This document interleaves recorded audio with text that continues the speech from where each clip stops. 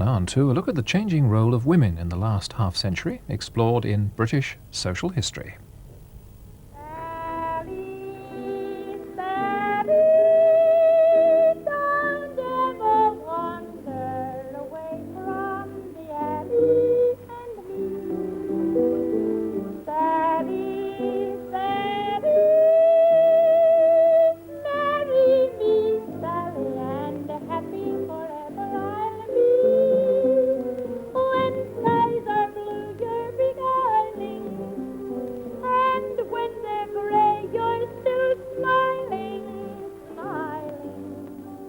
There wasn't much pleasure for women in those days.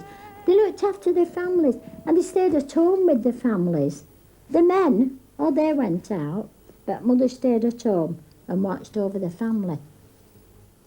The works, compared with those days, they must have gone to bed absolutely tired out, those mothers. Absolutely tired out. A woman had to be strong at the start of this century. A family's washing was a day's hard work. Every Monday morning across Britain, housewives got up early to get the fire going in the stove. Water came from one cold water tap and had to be heated in the boiler. Now, the clothes were taken out of the boiler, put into this tub with the heated warm water, and tossed around with a dolly posse, which was like a broom handle, with a handle halfway, which you could grip, like the handlebars on a bicycle, and the base was like a flat, like a pan lid. And we used to have to bang all these clothes in the bottom of this tub, which got the dirt out, so you gave them a good dolly potting, which they were called. It wasn't all work for my mother. She was one of the jolly ones. If there was a marriage, a wedding, you know, all the streets helped to pay for it. They dealt, not much, a shilling, which was a lot of money then. My mother would make the dress, and then after the wedding, we'd all have a dance outside. The sash window was thrown up, and anybody lucky enough to have a gramophone would put it on, and everybody danced in the street. You know, shut the street up, it didn't matter. Put big chairs or anything to stop the traffic from coming down.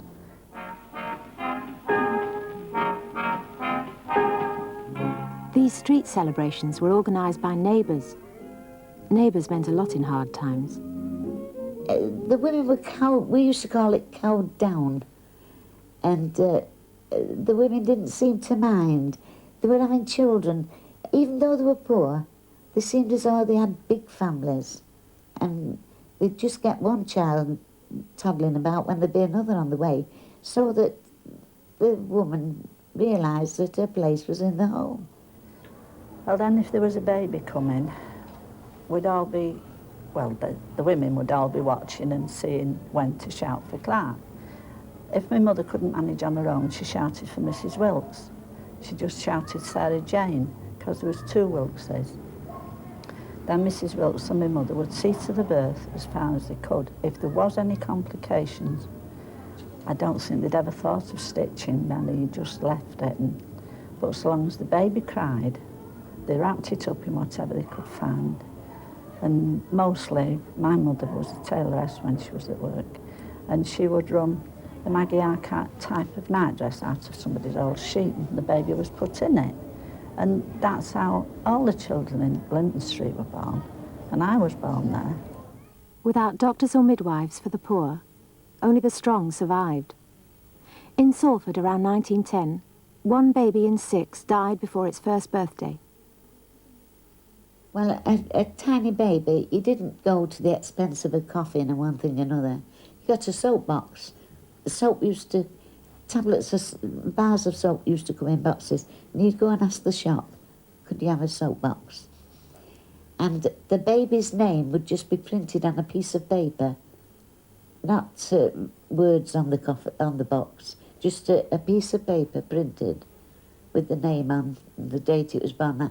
And you took it on the tram to the cemetery, And if there was any open grave, somebody going to be buried that day, it was pushed in. The children were slept about 4 in a bed, and the houses were very cold, and some of the houses had flag floors, but we were fortunate we had wooden floors. Those that had flag floors were very cold, and the kiddies used to wet the bed. They wouldn't get out at night, it was too damn cold, you know. And of course, the bed itself was made of phlox, and fleas used to breed in them. What with the urine and the phlox, it was ideal for fleas. And you could tell that the kiddies had been sleeping under those conditions, because when we went to school, you saw little red marks all over the neck where the fleas had bit them. Flea marks there were, flea bites. And you could smell the urine, and the children, they entered the bath or changed their clothes. It was the way things were, you know, and people were so hard up. Wages are so low. Women in Lancashire used to earn their wages in the cotton mills. That was where most of them worked, between leaving school and having children. It was terrible in the cotton mill. I used to go 5 o'clock in the morning, about 4 or 5 of us walking down a little basket and clogs and shawl on. And we had to walk about, long way through 2 or 3 fields for shortcuts and over a canal. And then when we got in the cotton mill, the machinery would start up straight away, and the noise alone was terrible. Well, you used to run in your bare feet, get a square box like that, and there used to be a little ledge on the bottom, and you'd ledge it onto a little runner on the machine, like a steel thing, and you'd rest it on your tummy, and you'd slide it along, and you'd duff these bobbins off into your box. You all had a portion of bobbins, how many to take off. And it was all real lightning work, quick work, until really, if you wasn't used to it, you was always a little slow coach, and I was one of them. And of course, I used to break a lot of ends down. So when you had to go back with a bobbin under your arm, one of the bobbins, the ordinary bobbins, and get under your little finger like that, the cotton, and piece up, and the rollers was going like that, like lightning. Well, I used to be frightened, my fingers going under them rollers, and you had to wet your fingers to join them up. I couldn't get used to it. Oh, and I used to go home and cry, but no, I had to stick it. Mother wouldn't let me leave. A man called the knocker up. He used to come and knock you up at 5:30 in the morning for work.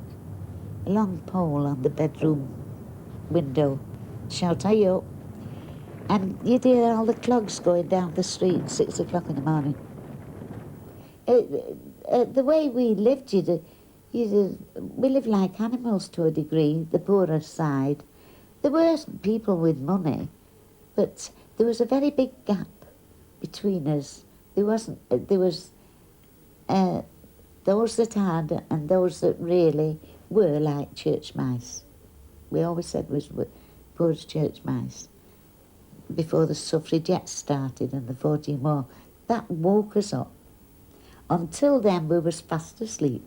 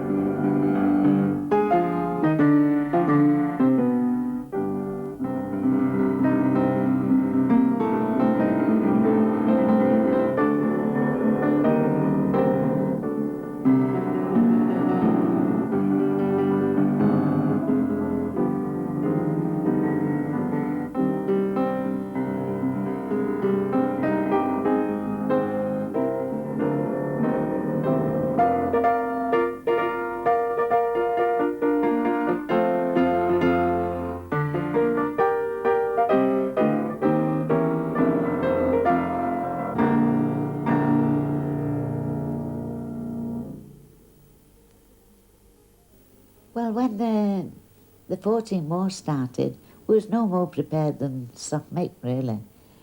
But they took every kind of man, even little men, eventually there was a shortage of manpower, and they had to turn on the women to go in the factories and land army and on the trams. And the women realised what they could do it better than the men. And they realised how valuable women was and how foolish, what our life had been unfair to them, you know. Some women had been saying life was unfair for a long time. The suffragettes had been demanding votes for women years before the First World War. But large public meetings and protest marches seemed to achieve nothing. Some of the suffragettes turned to more desperate measures. Emily Davidson, at the Derby of 1913, made a dramatic protest. She threw herself under the King's horse.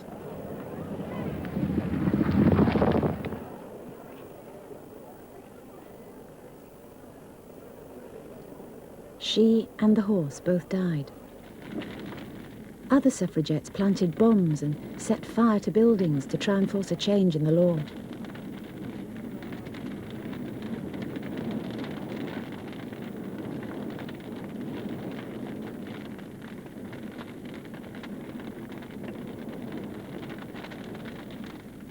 Edwardian lady terrorists launched raids on their enemies' property and on public buildings. After the war, the suffragettes returned to their struggle, this time with success. In 1918, women over 30 were given the right to vote.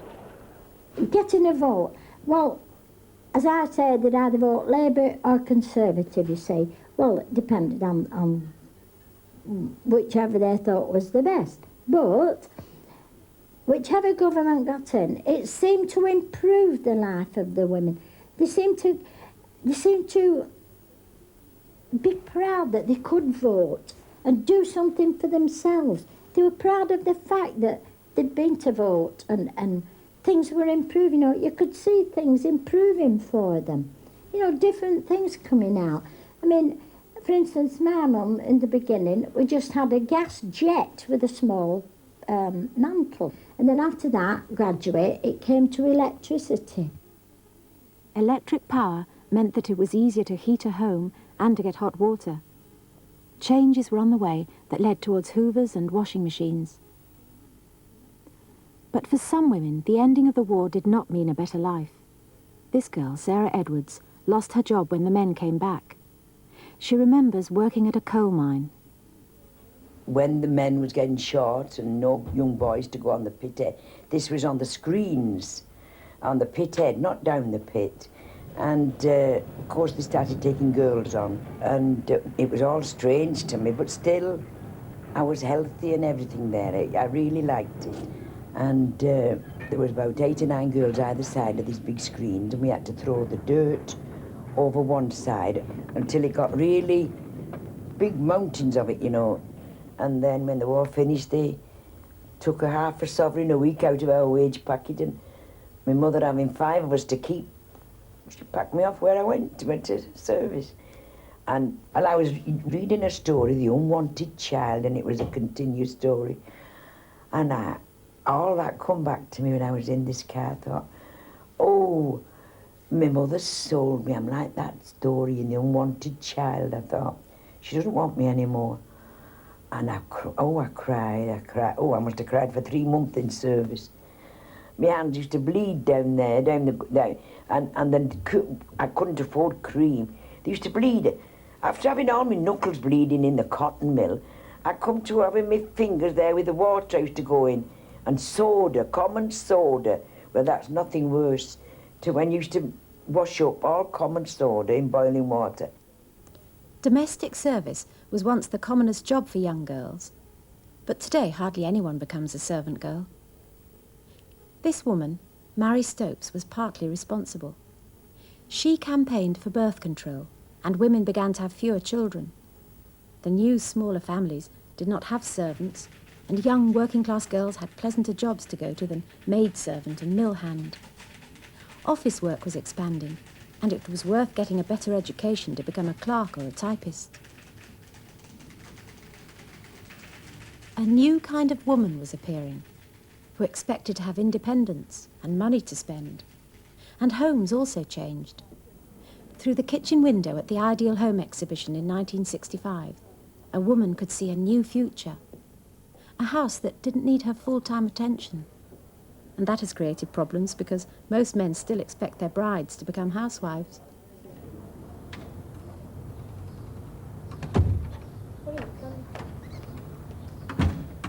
From leaving school and then from having a full-time job and suddenly being at home full-time with a child, to be perfectly honest, I just couldn't accept it.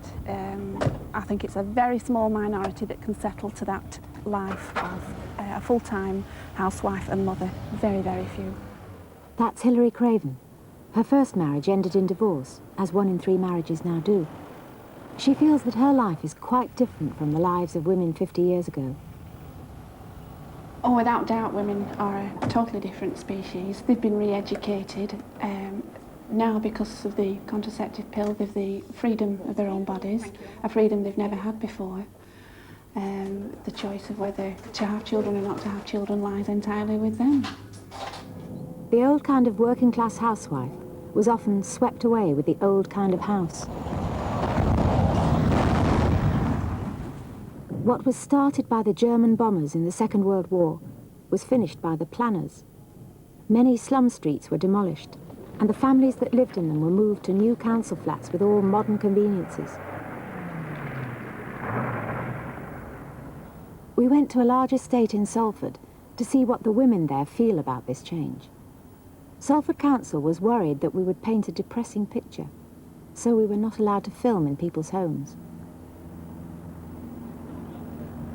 We didn't want to move. We didn't want to move. They wanted bloody motorways for people with cars. We didn't want to move at Wanky Park. You didn't need cars. We had bloody little palaces. They moved up to make bloody motorways for people with money. She moved you where they think they want you to. Yeah, it is a prison. That's all it is. People shut the doors in. That's why people come out drinking. There's no neighbourly love, you know, like they used to. There's nothing unless you come out. When I go at night now, I stop in all night because I'm frightened of coming out without somebody coming for me. And they've got so much pride now.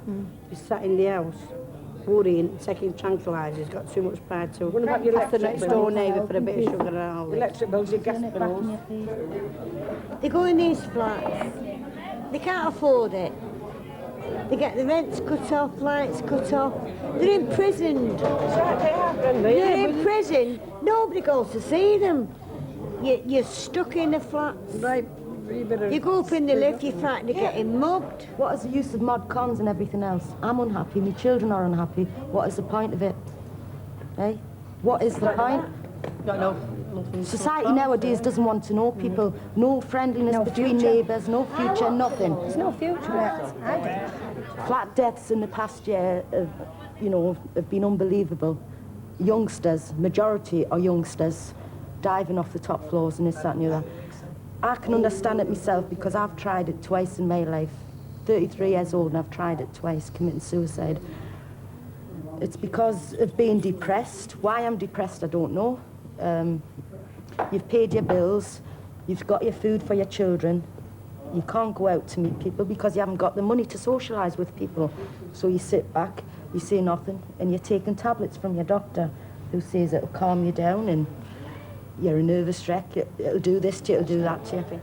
And there comes a time when I, myself, have took one too many. I've been in hospital twice for it.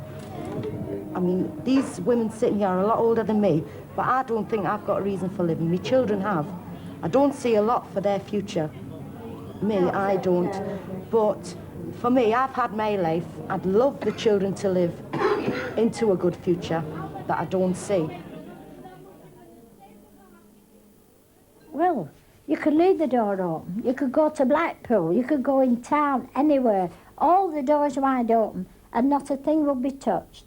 But these days, it's just completely gone overboard. Just the opposite. In the evenings, no one opens the door. They put that lock on, lock the door, they put the chains on. And no one will open the door unless it's someone they know. Some of these old people are afraid to leave their homes, are terrified of leaving their homes.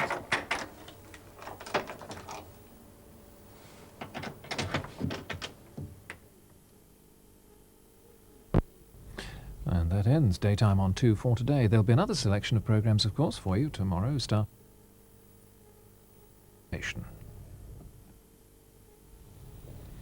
Well, these are the programmes for the early part of this evening on BBC Two at 5:10, an Open University production looking at the possible financial cuts facing Cambridge College of Arts and Technology. It's followed by the news summary at 5:35 and Swing Fever at 5:40, which follows the misfortunes of a lovesick man rejected by his girlfriend because he doesn't like music. The Cure, a trip to a melody clinic. Well, the melody is the keynote of His Butler's Sister at 6 o'clock, with Deanna Durbin as an ambitious young singer out to impress a Broadway composer.